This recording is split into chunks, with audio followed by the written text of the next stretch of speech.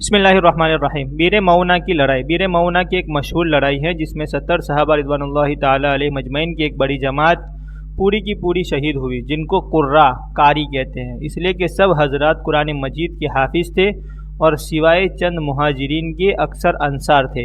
حضور اکرم صلی اللہ علیہ وسلم نے ان کے ساتھ بڑی محبت تھی، کیونکہ یہ حضرات رات کا اکثر حصہ ذکر و تلاوت میں گزارتے تھے اور دین کو حضور اکرم صلی اللہ علیہ وسلم کی بیویوں کے گھروں کی ضروریات، لکڑی، پانی وغیرہ پہنچایا کرتے تھے۔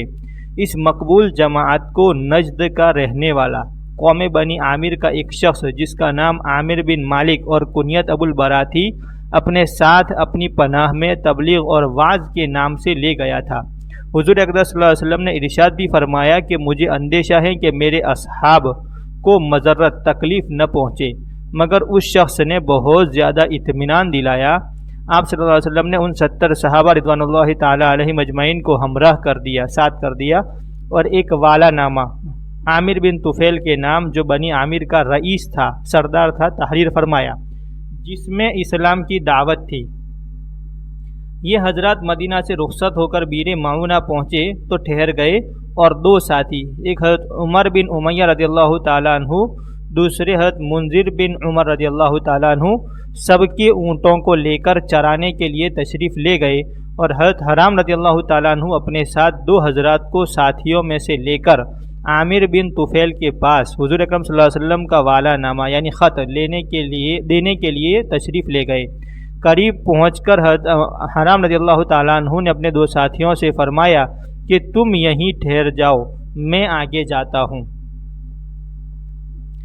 اگر میرے ساتھ کوئی دغا نہ کی گئی تو تم بھی چلے آنا، اور ورنہ یہیں سے واپس ہو جانا، کہ تین کے مارے جانے سے ایک کا مارا جانا بہتر ہے۔ عامر بن طفیل اس عامر بن مالک کا بھتیجا تھا جو ان صحابہ رضوان اللہ تعالی علیہ مجمعین کو اپنے ساتھ لایا تھا۔ اس کو اسلام اور مسلمانوں سے خاص عداوت، دشمنی تھی۔ حضرت حرام رضی اللہ تعالیٰ عنہ نے والا نامہ یعنی خط دیا تو اس نے غصے میں پڑھا بھی نہیں، بلکہ حضرت حرام رضی اللہ تعالیٰ عنہ کو ایک ایسا نیزہ مارا جو بدن کے پار نکل گیا۔ حضرت حرام رضی اللہ تعالیٰ عنہ فزت و رب الکعبہ یعنی رب کعبہ کی قسم میں تو کامیاب ہو گیا کہہ کر جاں بحق ہو گئے، شہید ہو گئے۔ اس نے نہ اس کی پرواہ کی کہ قاصد کو مارنا کسی قوم کے نزدیک بھی جائز نہیں ہے اور آج بھی نہیں ہے، اور نہ اس کا لحاظ کیا کہ میرا چچا ان حضرات کو اپنی پناہ میں لایا ہے۔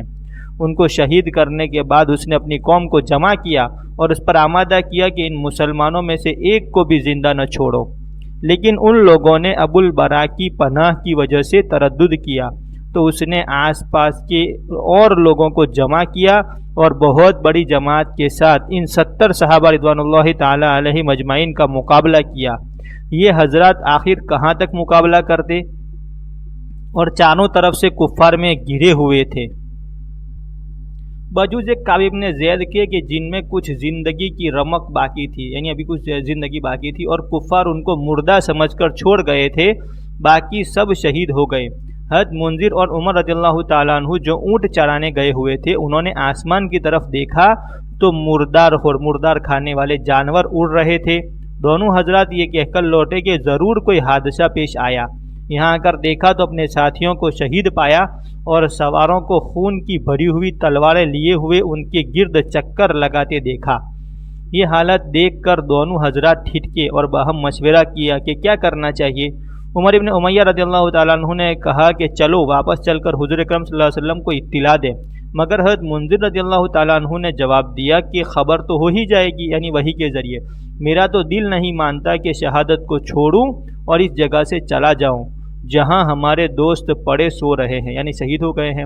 آگے بڑھو اور ساتھیوں سے جا ملو۔ چنانچہ دونوں آگے بڑھے اور میدان میں کود گئے۔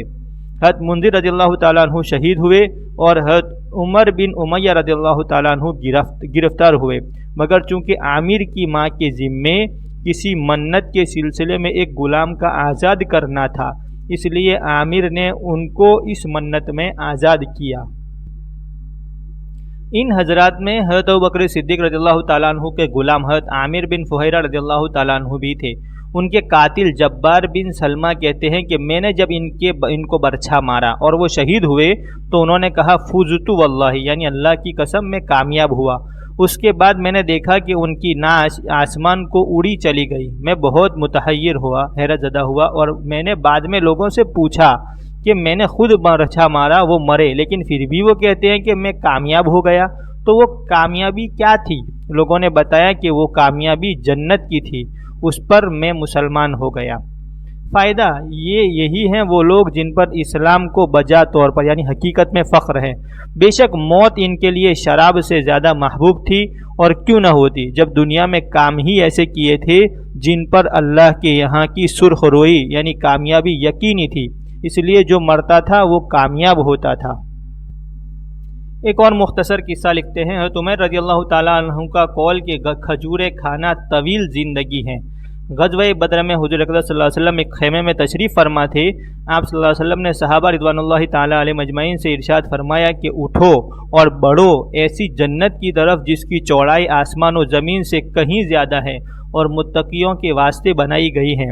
حضرت عمیر بن الحمام رضی اللہ تعالیٰ عنہ ایک صحابی ہیں، وہ بھی سن رہے تھے، کہنے لگے واہ واہ۔ حضور اکرم صلی اللہ علیہ وسلم نے فرمایا یعنی پوچھا واہ واہ کس بات پر کہا؟ عرض کیا یا رسول اللہ مجھے یہ تمنا ہے کہ میں بھی ان میں سے ہوتا۔ آپ صلی اللہ علیہ وسلم نے فرمایا تم بھی ان میں سے ہو۔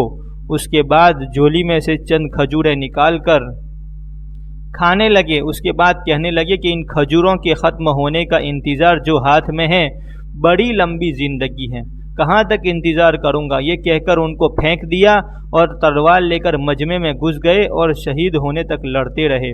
فائدہ حقیقت میں یہی لوگ جنت کے قدردان ہیں اور اس پر یقین رکھنے والے۔ ہم لوگوں کو بھی اگر یقین نصیب ہو جائے تو ساری باتیں سہل ہو جائے۔ ایک مختصر قصہ اور لکھ رہے ہیں حضرت عمر رضی اللہ تعالیٰ عنہ کی ہجرت۔ حضرت عمر رضی اللہ تعالیٰ عنہ کا تو ذکر ہی کیا ہے، بچہ بچہ ان کی بہادری سے واقف اور شجاعت بہادری کا معترف ہیں۔ اسلام کے شروع میں جب مسلمان سبھی ضعف کی حالت میں کمزوری کی حالت میں تھے تو حضور اقدس صلی اللہ علیہ وسلم نے خود اسلام کی قوت کے واسطے حضرت عمر رضی اللہ تعالیٰ عنہ کے مسلمان ہونے کی دعا کی اور قبول ہوئی۔ حضرت عبداللہ بن مسعود رضی اللہ تعالیٰ عنہ فرماتے ہیں کہ ہم لوگ کعبہ کے قریب اس وقت تک نماز نہیں پڑھ سکتے تھے جب تک کہ عمر رضی اللہ تعالیٰ عنہ مسلمان نہیں ہوئے۔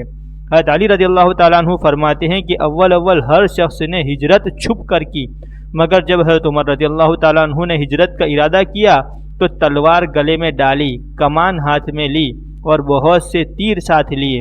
اول مسجد میں گئے، طواف اطمینان سے کیا، پھر نہایت اطمینان سے نماز پڑھی۔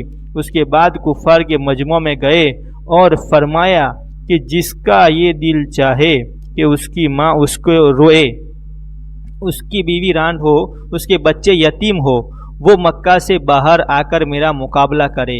یہ الگ الگ جماعتوں کو سنا کر تشریف لے گئے، کسی ایک شخص کی بھی ہمت نہ پڑی کہ پیچھا کرتا۔